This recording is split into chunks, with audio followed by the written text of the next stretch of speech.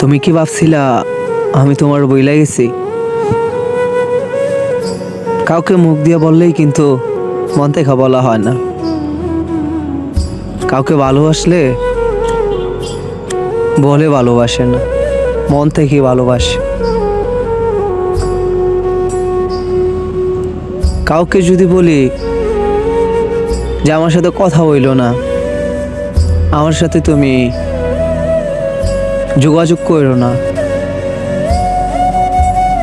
তখন মনে হয় কি তার মনে যে কষ্টগুলা থাকেনি তখন কারো কাছে প্রকাশ করতে পারে না।